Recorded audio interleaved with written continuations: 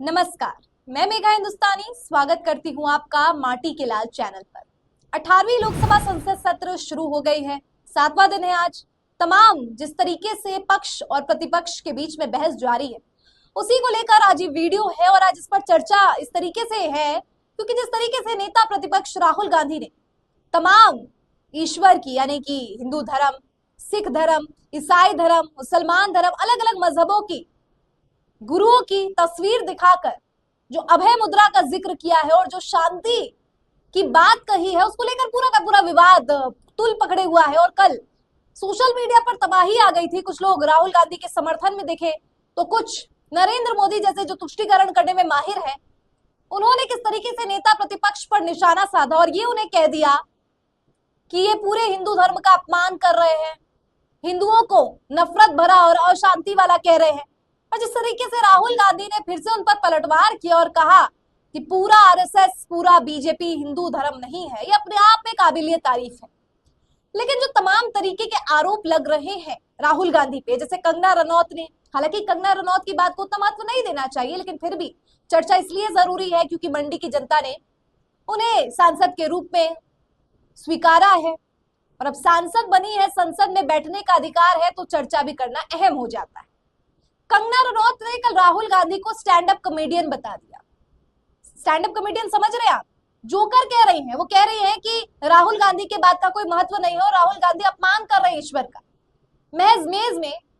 और संसद को तो एक बहुत ही प्योरिटी वाला पवित्र स्थान माना जाता है जहां पर चर्चा होती है, बहस होती है देश हित में। तो क्या वहां पर ईश्वर की तस्वीर लाना और दिखाना, क्या वो अपने आप में अपमानजनक हो जाएगा? क्या वो हिंदुओं का अपमान हो जाएगा?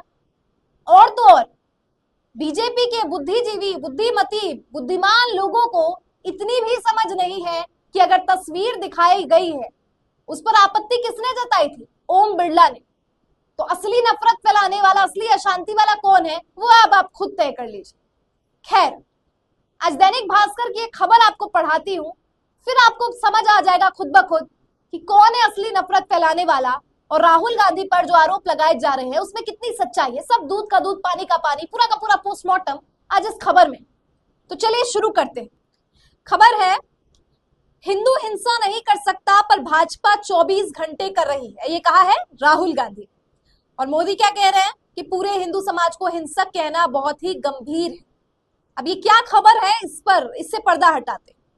लोकसभा में नेता प्रतिपक्ष के रूप में पहले भाषण में राहुल गांधी ने सोमवार को सत्तारूढ़ भाजपा पर तीखा हमला बोला। उन्होंने आरोप लगाया कि भाजपा नेता हिंदू नहीं है क्योंकि वे 24 घंटे हिंसा और नफरत फैलाने में लगे हुए हैं। उन्होंने भाजपा पर देश में हिंसा नफरत डल फैलाने का आरोप लगाया। राष्ट्रपति के अभिभाषण पर धन्यवाद प्रस्ताव पर चर्चा के दौरान राहुल ने यह भी कहा, हिंदू कभी हिंसा नहीं कर सकता, कभी नफरत, डर नहीं फैला सकता। प्रधानमंत्री नरेंद्र मोदी ने इस पर आपत्ति जताई तो राहुल ने पलटवार किया।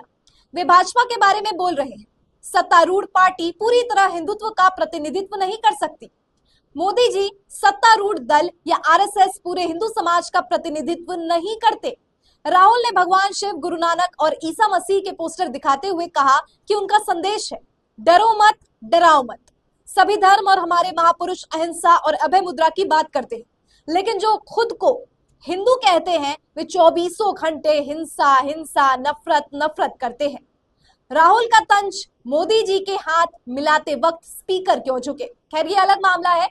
इस पर मैं आपको बता दूं कि कल स्पीकर साहब राहुल गांधी से मिलते हैं तो बिल्कुल एक सख्त, मैं कहूं ऐसे पोजीशन में नजर आते हैं, लेकिन जब वो प्रधानमंत्री नरेंद्र मोदी से मिलते हैं तो उनका थोड़ा सा, जो आप बॉडी लैंग्वेज चेक करेंगे, तस्वीर में आप देख सकते हैं, वो थोड़ा सा झुका हुआ है, यानी मोदी जी के तरफ इंक्लाइंड है। जैसे हम किसी को सम्मान में या किसी की हम चापलूसी भी करते हैं तो थोड़ा इसी तरीके से नजर आते हैं।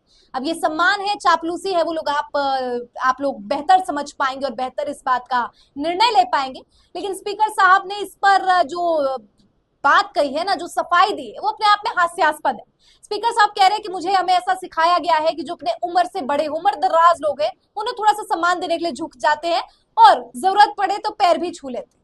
चलिए ठीक है, इसी बहाने आपने मोदी जी को उम्र दराज तो कहा, और शायद मोदी जी को अब थोड़ा सा समझ भी आ जाए कि उनकी उम्र नजदीक है और प्रधानमंत्री का पद जो है उनसे उन्हें अब त्याग देना चाहिए। नहीं त्यागेंगे तो रिटायरमेंट की खैर आपने ही फिक्स की थी, अब उसी को आप नहीं मानेंगे तो आपका दोहरापन एक बार फिर से जनता के सामने आ जाएगा। खैर, ये खबर जो मैंने आपको पढ़ाई है ना दोस्तों दैनिक भास्कर की, ये दिलचस्प है अपने आप में। क्यों दिलचस्प है? क्योंकि यहाँ पर बताया गया है कि जिस तरीके से यहाँ पे मतलब ये जो पूरा का पूरा पार्लियामेंट्री प्रोसीजर हुआ है, इसमें बखिया उधेड़ के रख दिया राहुल गांधी ने मोदी की, और इतनी तारीफ हुई है ना। और दोस्तों यहाँ पर जो कुछ लोग ऐसे भी है जो लेफ्ट के ही हैं और कह रहे हैं कि भाषण जो है नहीं अच्छा दिया है, या मैं लेफ्ट के कहने का मतलब जो सेंट्रिस्ट भी है, जो अक्सर राहुल गांधी की तारीफ भी करते हैं, वो कहते हैं कि राहुल गांधी ने उतना अच्छा भाषण नहीं दिया। अब उन बुद्धिजीवियों को मैं बता दूं कि राहुल गांधी का भाषण केवल 15 मिनट का नहीं था जो आप स्क्रीन पर देखते हैं। जो वीडियो वायरल होती है सिर्फ उतना ही राहुल गांधी ने नहीं कहा, 1.5 से 2 घंटे का भाषण दिया। युवाओं की बात की है, बेरोजगारों की बात की, महंगाई की बात की है, एमएसएमई की बात की, महिला की बात की है, अग्निवीर की बात की है, नीट स्कैम की बात की है, किसानों की बात की। मुद्दा आप खुद गिन लीजिए, 10 से 15 मुद्दे हैं जिसको धन्यवाद प्रस्ताव पर जो अभिभाषण हुआ है राष्ट्रपति का, उस पर जो धन्यवाद प्रस्ताव पर चर्चा होनी थी, उसमें 10 से 15 मुद्दे पर राहुल गांधी ने चर्चा की है। तो ये बात अपने आप में झूठी है, फेक है कि राहुल गांधी ने केवल हिंदू धर्म पर चर्चा की। अब आते हैं हिंदू धर्म वाले मुद्दे पर। जो मैंने भी वो वीडियो देखी है जिसमें बकायदा दिखाया है राहुल गांधी ने, 15 मिनट की वो वीडियो, 10 से 15 मिनट की, उसमें अलग अलग तस्वीर ईश्वरों की दिखाकर वो बता रहे हैं अभय मुद्रा, और अभय मुद्रा का अर्थ समझा रहे हैं कि शांति, सुख, समृद्धि। और वो उन्होंने कहा है राहुल गांधी ने कि जो 24 घंटे आरएसएस बीजेपी इस बात को स्वीकार करती है, ये दावा करती है कि वो हिंदू है, तो हिंदू नफरत फैलाने का काम नहीं करता, हिंदू शांति का काम करता है। अब इस पर मोदी जी, पता ही आपको, पूरा का पूरा मुद्दा घुमाने में, डाइवर्ट करने में, सिंपैथी लेने में एकदम मास्टर है। तो मोदी साहब उठ जाते हैं और कहते हैं कि सभी हिंदुओं का अपमान किया है राहुल। फिर राहुल जो पलटवार करते हैं उसमें बताते हैं कि पूरा आरएसएस, पूरा बीजेपी हिंदू नहीं है। दोस्तों ये बात ना बहुत गहरी है। क्यों गहरी है? क्योंकि जिस तरीके से चुनावी प्रचार में इस्तेमाल श्री राम का के नाम का इस्तेमाल न केवल उत्तर प्रदेश में, हर जगह किया गया। अब क्योंकि इनको उड़ीसा और मध्य प्रदेश में फायदा पहुंचा तो अब प्रभु जगन्नाथ के हो गए।